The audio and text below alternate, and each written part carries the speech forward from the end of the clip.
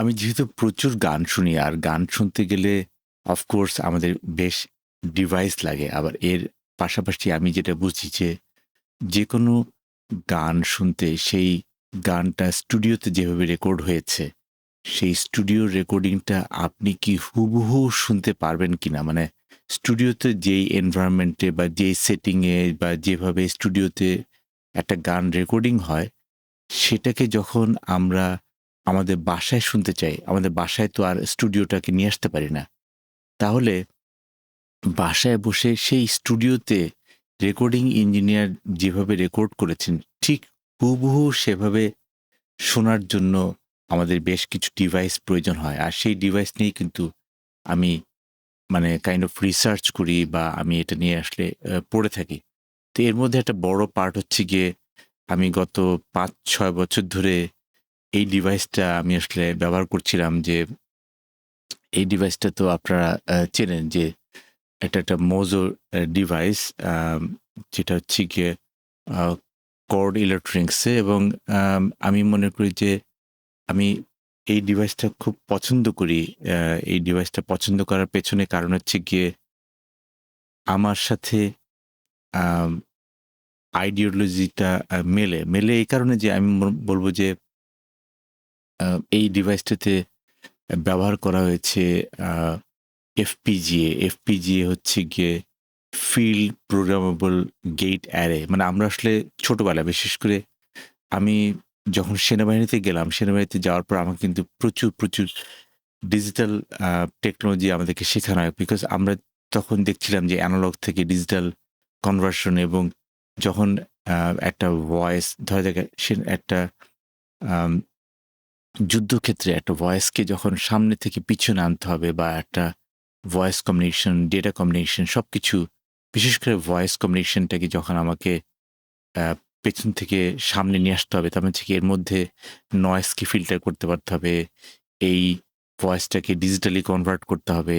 আবার এটাকে ডিজিটাল থেকে এনালগ কনভার্ট করে আবার আমাদেরকে শোনাতে হবে। তার মানে হচ্ছে গিয়ে it was more of a uh lot of uh kind of like digital circuit tracing থেকে শুরু করে অন্যান্য অনেক কিছুই আসলে আমাদেরকে শিখতে হয়েছে। তো বাই প্রোডাক্ট হচ্ছে গিয়ে I have turned into a audiophile. I was audiophile from like আমি যখন থেকে আমি বোঝা শুরু করলাম তখন থেকে আমি গান শুনতে পছন্দ করি। কিন্তু গানটা শুনতে এর মধ্যে কি টেকনোলজি আছে না আছে সেটা নিয়ে কিন্তু আসলে অনেক মানে রিসার্চ আমাকে করতে হয়েছে। বিশেষ করে এই Mozo ডিভাইসটা নিয়ে আমাকে দেখতে হয়েছে যে Mozo ডিভাইসটা আসলে কিভাবে কাজ করে বা আ এটা তো দেখলেন Mozo আর this is Mozo 2.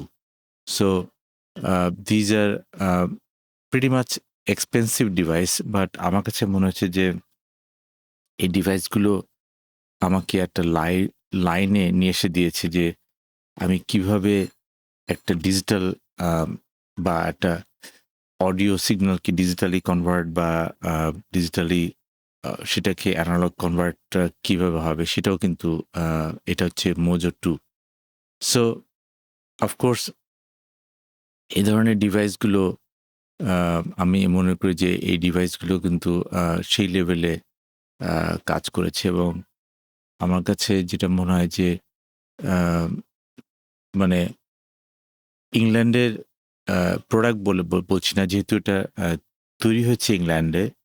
বাট আমি মনে করি যে এর মধ্যে অনেক কিছু আছে যেটা আসলে আ আমাকে মনে হচ্ছে যে না আসলে I should have used it much before. So আজকে আমি নিয়ে এলাম আ হচ্ছে গিয়ে আপনি যেই জিনিসটি দেখলেন একটু আগে Mozoর যেই DAC-টা দেখলেন, DAC অ্যাম্প দেখলেন, সেটার মধ্যে কি আপনি দেখছেন যে এখানে একটা আ Xilinx এর হচ্ছে গিয়ে আ RTX এর একটা আ FPGA মানে এটাই কিন্তু AMD মানে এটা AMD পরে এটাকে কিনে নিয়েছে যেখানে আমরা দেখেন যে এখানে কিন্তু ওই যে অ্যা প্রসেসর গুলোকে কিভাবে ইউজ করে FPGA বোর্ড আ কেনা যায় সেটাও কিন্তু আ এখানে আছে।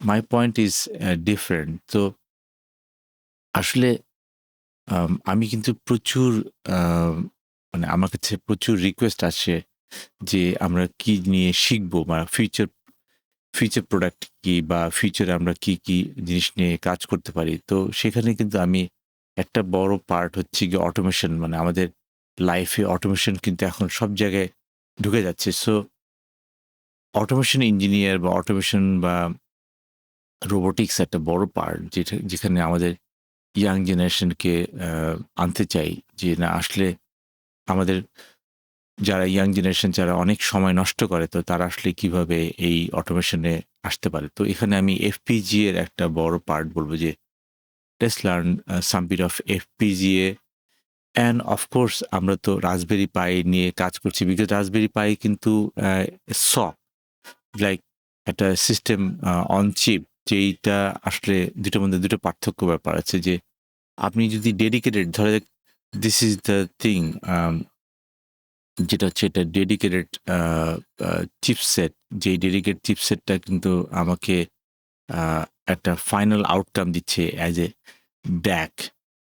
তো আমার কাছে মনে হয় যে of course Raspberry Pi is a computer, is full fledged computer because Raspberry Pi এখন যেভাবে তৈরি হচ্ছে is a full fledged computer. So আমার কাছে মনে হয় যে audiophile is a good hobby for communication engineer, those who wants to be a communication engineer in future. Audiophile is a good hobby.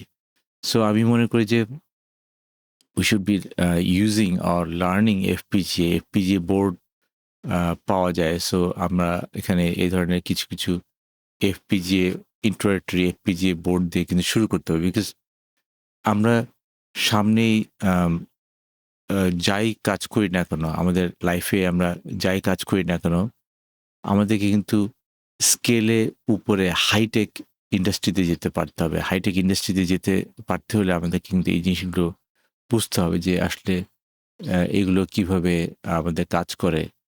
তো সেই জন্য আমি বলছি যে আমরা আমাদের লাইফে একটা হবি তো থাকবেই, কিন্তু হবিটাকে কিভাবে আমাদের লাইফের সাথে বা আমাদের হবির সাথে আমাদের পেশা এবং নেশাকে মেলানো যায় সেটাও দেখতে হবে। তো আমার পেশা নেশা কিন্তু একদম মিলে যায়। আমি যেহেতু কম্বিনেশন নিয়ে আমার ভাল লাগে সবকিছু করতে, সুতরাং আমি combination engineer, but at the same time আমাকে চিন্তা করতে হয় যে আমার যে হবিটা আছে তার সাথে আমার যে পেশা সেটার সাথে কত সম্পর্ক আমি করতে পারি। So combination is there.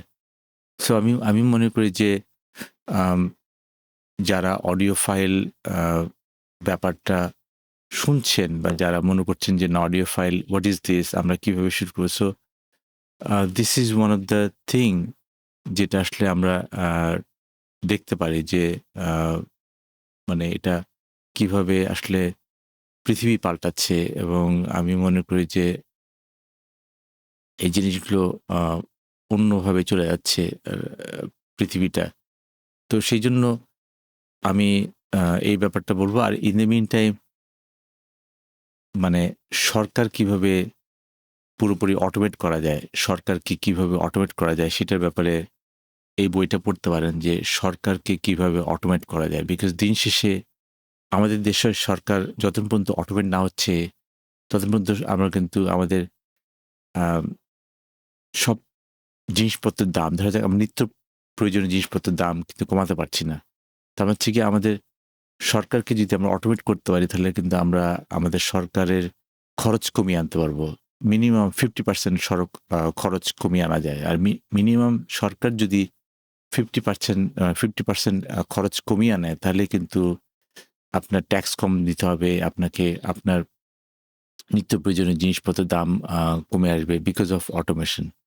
So আমি মনে করি যে we should be learning automation, we should be learning robotics if you want to shine in the future.